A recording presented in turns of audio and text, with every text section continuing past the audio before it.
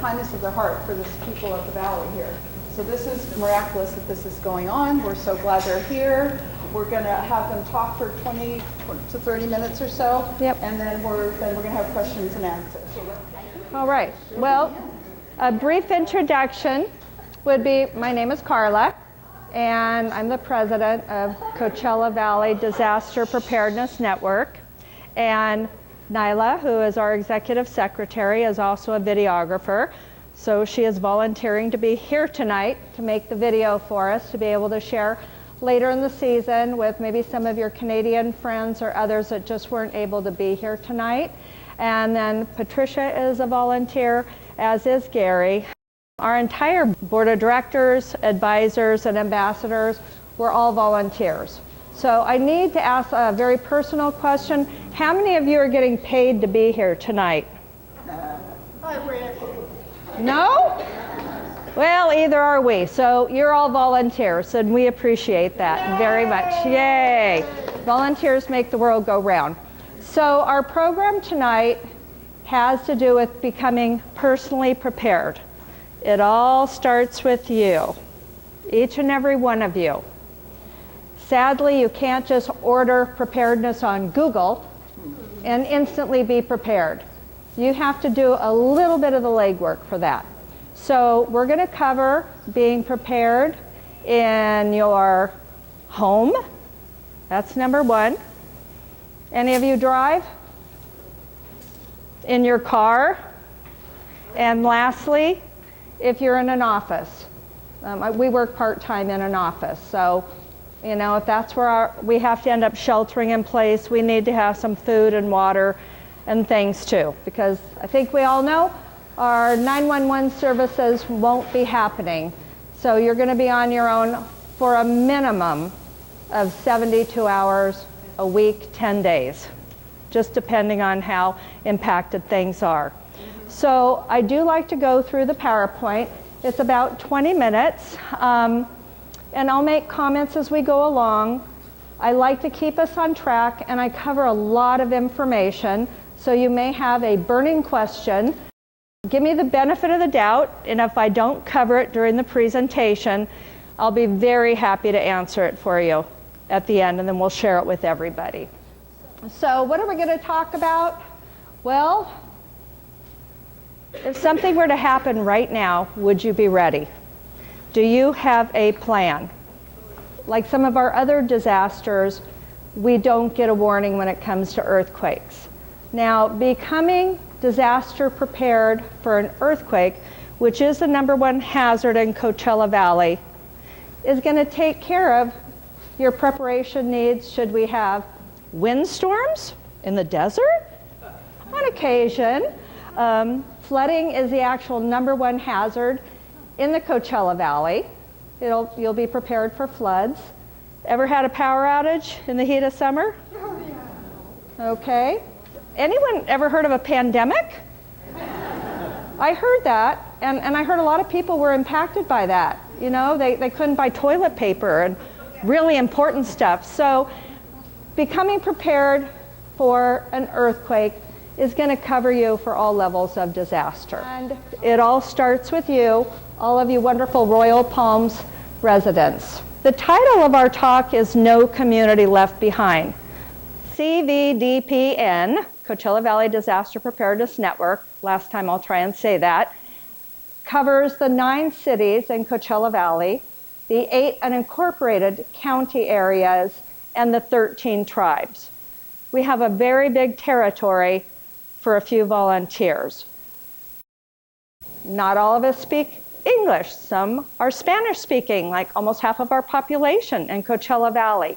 So we don't want anybody left behind. Everybody deserves to know what they need to be prepared for and how they should prepare themselves. So if you have friends that live elsewhere in the Coachella Valley, please let them know about us and let them know some of what you learned. Earthquakes. It starts with you. That doesn't look like very much fun. And they probably didn't have any warning. We work directly with educators that are the scientists behind a lot of this. One of them would be Earthquake Country Alliance. We do not make up anything. We take all of the knowledge that they have done their scientific studies and they update every year. That's what we share with you. We're educators.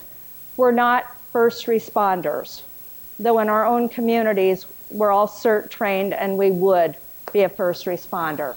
So, when the earth shakes, there's some old-fashioned things that people talk about. We don't do those old-fashioned things. They're not the safest. You're not going to be as successful. So, we always drop, cover, and hold on. We worry about getting up later, okay? Let's worry about just getting down. You're better off to drop down as ungracefully as possible than to be knocked down.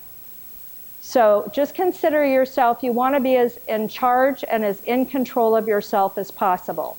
If you happen to be in a room such as this and it starts shaking, these chairs are going to be mighty hard to get under. I'm just being honest. That table, I got dibs on, and it's going to be on video, but seriously, if I really thought I could get to that table, I would probably get down low and try, but if not, nothing else, I would drop down, cover, and the holding on comes to the table. If you're in a chair, and there's no way you're going to be able to outrun an earthquake, the ground can shift anywhere from 5 to 20 to 40 feet. So just staying in place, covering your head and your vital organs, and holding on, okay? And then we talk about wanting to have a plan for everybody. So one of our board members just had a knee replacement and another one just had a hip replacement. They're using canes right now. So there is, in your packet, you will see what you would do if you use a cane. The same thing, a walker. My sister uses a walker. So that's a little different. You can lock a walker, lock, cover, and hold on. The same as a wheelchair. Say it's not just you, say it's your loved one in a wheelchair and you're with them. You would lock it and then both of you would hold on, drop, cover, and hold on. So that is the standard. You don't try to run to a doorway ever anymore. If the earthquake happens in the middle of the night or morning and you're sleeping, stay in bed and write it out. That's going to be your best bet. Now, some of you may have friends that are very well-intentioned, and after an earthquake, this email starts going around about the triangle of life. Oh, you should see the fire departments and the first responders groan when they hear that. It's non-factual based information. So drop, cover, hold on. Comes straight to us from Earthquake Country Alliance. They're the ones that created the Great California Shakeout. So you have that in your packet. One side is English, the other side is Spanish. So don't panic when you can't read it. Just turn it over. So, know how to survive the aftershocks. Know that after the big one, it's not done. More than likely, there's going to be aftershocks afterwards. So you need to hang out in bed for a while, make sure you're okay, and if you're in your office, just go slow, because chances are there will be something following. And again, we don't know when. And the same would be in your car. Likely scenarios. I'm basically a really positive person, but I'm also a realist, so I have to share some of these facts with you. After an earthquake, there's likely not going to be any natural gas. Your cell phone, the cell towers may either be toppled or they're going to be overloaded with communications. So your communication is going to be non-existent unless you've made other plans. The roads will be impassable. Some people say, if that happens, I'm getting in my car and I'm driving to Arizona. Well, guess what? How many other people think that the 10 freeway with all over 20 overpasses are going to be passable? They're not. That also means we can't get out the first responders can't get in, okay? Electricity, okay, we've all lived through that. Okay, we've got a flashlight, that's one thing.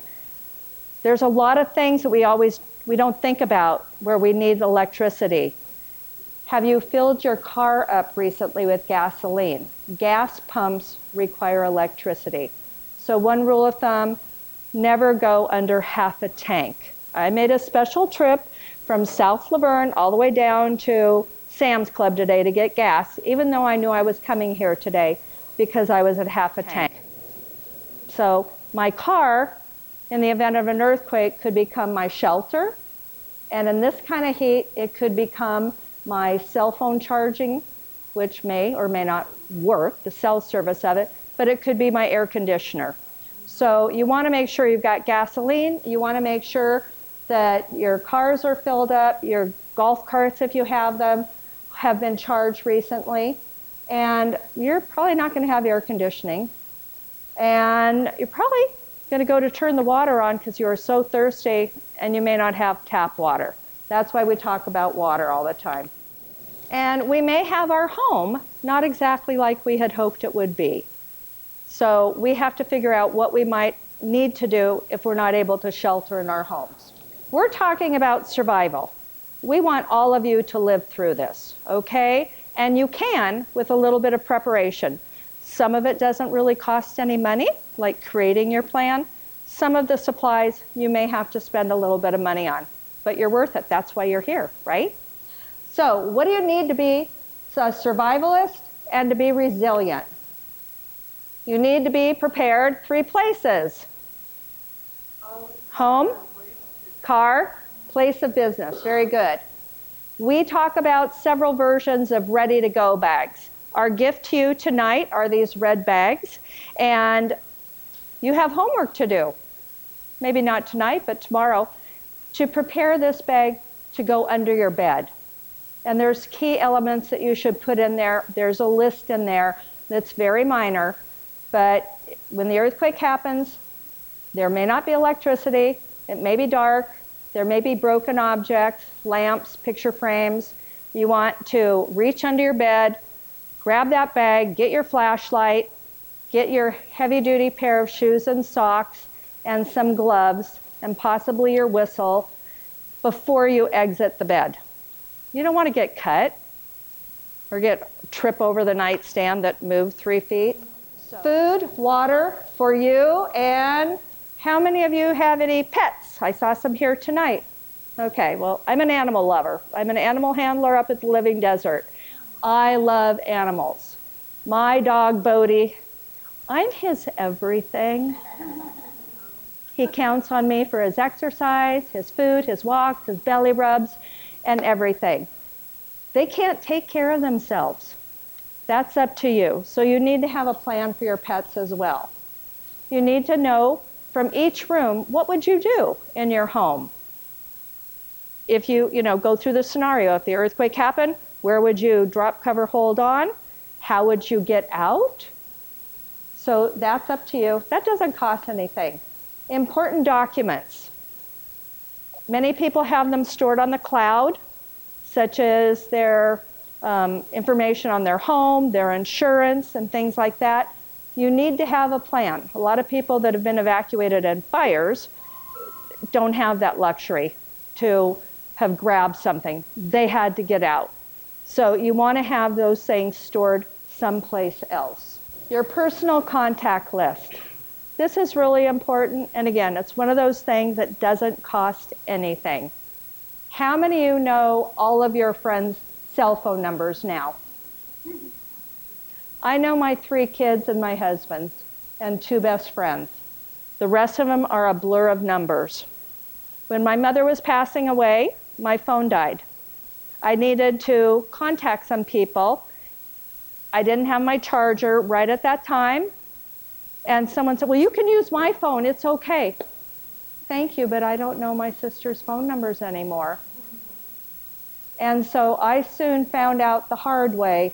I needed to keep a hard copy list in my glove compartment. I have one in my briefcase. I have several at home. so that in the event, I have it with me. I have a copy in my wallet as well. Auto survival tips. Very similar to home, just not as extreme. I don't go anywhere without my blue Yeti mug. Seriously, you can go to the bank on it. I don't leave my house without that, with full of ice water, and then I have additional water in my car. I always have string cheese. You could check my little purse over there. It's something that I can take with me, and I keep beef jerky and nuts and some other protein products in my car. The other things I do too. They're important. They're not life-sustaining, but they certainly would be more comfortable than some of the alternatives, such as toilet paper and things like that. The emergency blankets, I travel up to Big Bear, usually about twice a month. Well, we had a pretty severe winter, so we could have left down here and it was nice, but we wouldn't know what we were getting into up there. So we always needed to make sure we had a heavy jacket with us. And the gas tank, don't ever let it go below half a tank. And first aid kit and tools. How many of you ever just needed a Band-Aid? You're bleeding. I bleed all the time and you don't have a Band-Aid. Something as simple as that can really help you out. Have a ready-to-go bag for every member of your family, including those pets. All right? If you have to leave, what happens if you take those protein bars and peanut butter and stuff for yourself, and Bodie, I'm not going to feed him peanut butter. So, yeah. So I have a go bag for him. It goes with us when we go up to Big Bear. It's got his medical records, extra poop bags, dog food, some treats, an extra leash in case he gets trauma and chews through the first one. So the other thing is your food, your water, sturdy shoes and socks, not flip-flops, heavy-duty gloves so that you can move things. Again, if you can keep yourself from getting hurt, you're worth, a $5 pair of gloves. Headlamp or flashlight, I prefer the headlamps because it frees up both of my hands. And they're just like on an elastic, and put it right there. They're wonderful. Anybody here take medication? Who doesn't, right? So you need to be mindful of your medication needs wherever you are. Have your cell phone and charger. At some point, hopefully, cell service would come back up for texting at least. Your emergency contact list, copies of important documents, and at least have a photo ID picture of yourself. Some first aid supplies, crank battery. I think I saw a battery radio. Those are wonderful. Some communities have satellite phones. They've gone in on that, and you're allowed one phone call out. You have to be ready to shelter in place. It may not be your first choice, but even with the American Red Cross, who does an amazing job of sheltering people, we're isolated out here. And it could take them a minimum of 3 days to get the shelter set up. And that is if the shelter, maybe it's a high school that was designated, or a gymnasium, is habitable. It's got to be inspected first. It all takes time. So just know, and when I say the minimum of 3 days, you're on your own with the help of people in your home as well as your neighbors. Are you ready to live outside during the summer right now? Or when it's really cold and windy? You need to have an idea in place of what you might be able to do. Gather what you'll need for your family and your pets, and they do say a minimum of 10 days. If it's less, that's wonderful. If it's more, at least be set up for success. The first responders, the first thing that they do is they do what is called a windshield survey, and they get in their fire trucks, and they all have, I'm going to make this up, Cathedral City, awesome fire department, by the way. Maybe it's broken up into 7 sections. They're going to do their best to go survey each of their sections. They're going to come back to the incident command center, and they're going to prioritize what they see out there. They see you out there bleeding, they're not stopping. They see you flagging them down because someone's having heart issues or something. They're not stopping. And it's not because they don't care about you. It's because they have to survey the entire area. And there may be a collapsed brick building with hundreds of people in it that their time is limited for survival. So that's what's going to happen. And it's kind of hard to understand, but after we've been through so many trainings, we finally get that. Food, glorious food. Who likes to eat? Oh, come on. Oh, come on. Yeah, all right. Who likes to be hungry? Yeah. Nah, okay. You don't need to be.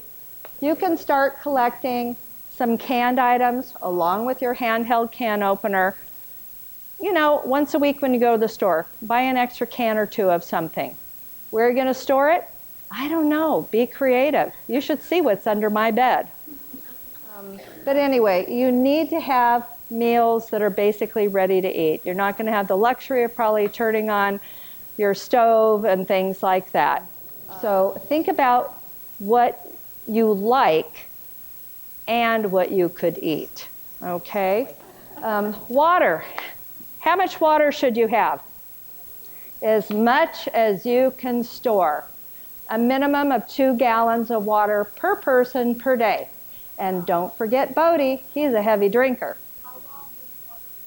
And how long does water last? That is a great question that I don't have the scientific answer to. What I will tell you is they have lots of purification drops now that you can add to water. If you don't have fancy purification drops, you can take your bottled water and add a little bit of chlorine to it. Chlorox, sorry. And you can spring for the expensive but 50-year shelf life blue can water and know that you've got those 24 cans or 48 cans, more for a real emergency. But my husband and I easily have over 100 gallons of water. You can't have enough water. How long does water last? My answer is, I don't know how long it's to last because I don't know where it's been kept. And we all know that plastic water bottles, that it leaches eventually. What I do know scientifically is you'll die without water. Or you'll start having really horrible symptoms that you wish you didn't have. I would take my chance and I would drink the water that's been in the plastic bottle. That's my personal opinion. But I am just telling you, your body needs water. Dehydration is something that's completely unnecessary for all of us in Coachella Valley. Money, it grows on trees, right? Well, not necessarily, but the banks may not be open. If they don't have power, I don't know how all their safes and everything work. You may not be able to get your hands on cash. So, and credit cards take electricity. So you're so thirsty and that bottle of water looks so good and you wish you had been more prepared with water at home. You may have to take that big $20 bill and trade that merchant. You need small bills, 1s, 5s, 10s, and whatever you can comfortably afford to stash aside. And yes, I keep extra cash in my car, hidden. So, because I don't keep a whole lot of cash on me, but just enough. Depending on your situation, there's earthquake insurance. Some people believe in it, some people don't. It's very much a personal thing. I tell people, if you can afford things, you are worth it. You only get this one chance. So don't deprive yourself of being prepared. Whatever you can afford to set aside and not use. Again, I can't tell you how much that is, but it's within what works for you. But please have some cash available. There's a big word we use, mitigation. It means preparing. Prepare your home. What can you do ahead of time to help you be successful in surviving? Many of us have earthquake latches on our cabinets. My heavy china everyday plates, I swear would kill somebody if the cabinet flew open and hit somebody. They weigh a lot. So am I as worried about saving my dishes from breaking or my crystal and things like that? No. I'm worried about them flying out, and then who gets to clean them up? So look around your home, and if you have shelving units like this is a perfect example of something that needs earthquake strapping. It used to be a mystery. How do I find these things? Well, you can go on Amazon right now and buy anything you want regarding that. And I will tell you that Lowe's, Home Depot, Ace, I'm forgetting some of them, I apologize, they all carry these items now. It's not a mystery. Here's an example of the cabinet latches, some of the straps like we have in our file cabinets in our office, different types of amazing picture hooks that will keep them from not going and flying across the room, and then museum wax. If you want to have some of those big, beautiful, heavy objects, make sure they're secure. Again, they may not survive, but they also may not take you out. This is what concerns me the most. Quake deaths and injuries are caused from interior objects falling. You all have control over that. You don't have to spend a whole lot of money to a handyman. You just need to use your eyes and see what could be damaging to you. You strap the tallest and heaviest furniture. Use earthquake hooks for hanging pictures. You secure large appliances to the walls and secure counter and tabletop items within reason. And for any of you, if you don't have flexible piping, especially in a mobile home, you really need to make sure that one of the two things you have to watch out for with mobile homes after an earthquake is fire from gas lines rupturing, a lot caused by not having the flexible hosing. And then the other thing is them shifting and coming off of their foundation. We'll talk more about that later. And quake latches on cabinet doors. Things to consider, I'm repeating myself. How much water minimum per person per day? 2 gallons, very good. First aid kit? Yep. Flashlights with spare batteries? Yep. My favorite, a little bit more expensive, are the ones that plug in the flashlights and they continue to recharge themselves, and when the power goes out, they come on. And you can buy those on Amazon. A portable radio, but also keep in mind you can use your car, if it's got gas, to listen to the news station. Matches should be kept in waterproof containers. A minimum of 1 fire extinguisher per home. But the truth about a fire extinguisher is they last about 10 seconds. Okay, I mean, maybe some of the big, huge ones, I can't handle those alone. You don't get a lot of time out of them. But it's definitely a good thing to have just for general preparedness purposes. And you need to know how to use it, which you can find out on our website. We have all kinds of handy-dandy little videos you can watch. Extra prescription glasses and medications. That manual can opener. I use a lot of tools. I'm a woman, but I use tools, and I know the men would want some tools. If you're going to want to heat something, what do you need? Something for sheltering your bedding, your blankets, cooking and serving utensils, or a spoon to eat out of the can. Additional clothing, you're going to want to change your clothes at some point. Mess kits with disposable utensils. Don't waste your water on washing dishes. Something to entertain yourself.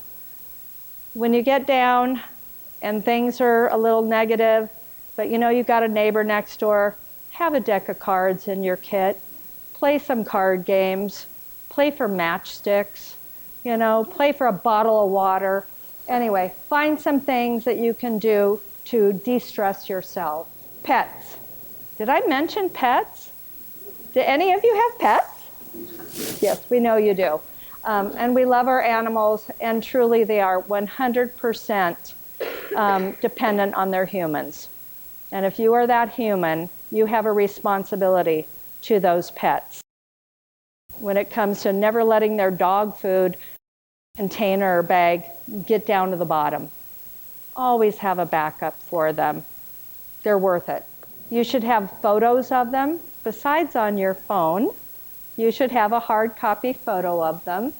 Register them in your community if you have that type of a program. Make sure you've got plenty of food and water for them, and know that they'll be stressed and they may drink more. So keep an eye on them and make sure they've got ID tags. And microchipping is wonderful. And medications, absolutely. What we do and why we do it is because we're passionate about people surviving. We know we've all lived through one type of a disaster or another. And for me, I've been through about 4. Fire, floods, and earthquakes, and worked at the shelters in Northridge. I want people to be successful.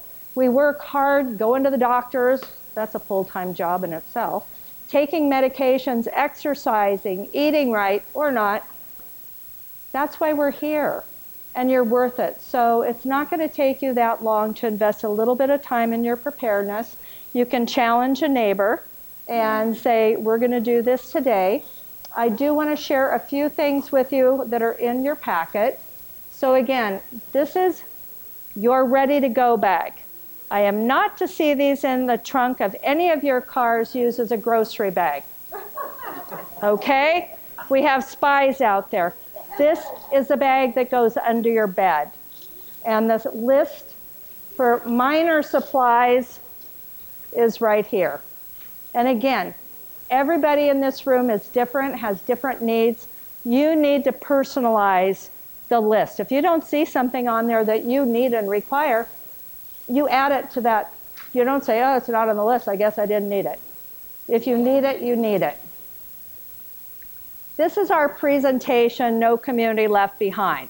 So basically, everything that I talked about with you is in here for reference. We also have our website information on here with lots of very short videos, such as basic CPR, how to use a fire extinguisher. So take a look at our website. It's very simple.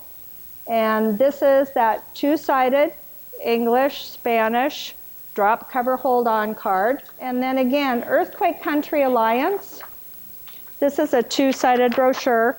Every year, October, the 3rd Thursday of the month, such as October 19th, 2023, at 10:19 a.m., we will hold the Great California Shakeout. It's to remind everybody that to be prepared. It's going on 20 years. It's reaching millions of people now. Each one of you is welcome to register on Earthquake Country Alliance site. There's wonderful information there. The other thing, I'm just going to point out something that we have. You can make your own with a piece of paper and a Ziploc baggie, but it's a vial of life. Have any of you ever heard of the vials of life? You have them here? Yes. Excellent. And the Cathedral City Fire Department will tell you, thank you. Because when they get to a home, and if it's a single person in a medical emergency that can't speak for themselves, this does the talking for them. Myself, when my husband became ill, even though I'm supposed to know about this disaster stuff, I was still really scared. And I just pointed to the refrigerator. And they at least knew. If they'd gone into the medicine area, they would not have had a clear picture because the doctor likes to change things all the time. So you have to remember that with your vials of life. I know that I was basically at the end here, just saying that we're here. We're a resource. We don't sell you anything. We just care that you're successful about surviving whatever type of a disaster might come your way. And honestly, we joke about my water jug. I've been one of those people on the 10 freeway for hours at a time. Boy, am I glad I had that filled with ice water and have additional canned water in my car so I could fill it, because I get thirsty, Bodie gets thirsty. So again, If you have questions, reach out to us and ask. And I can't tell you how pleased our board members that are here tonight are that all of you came out tonight. That really says a lot for your community.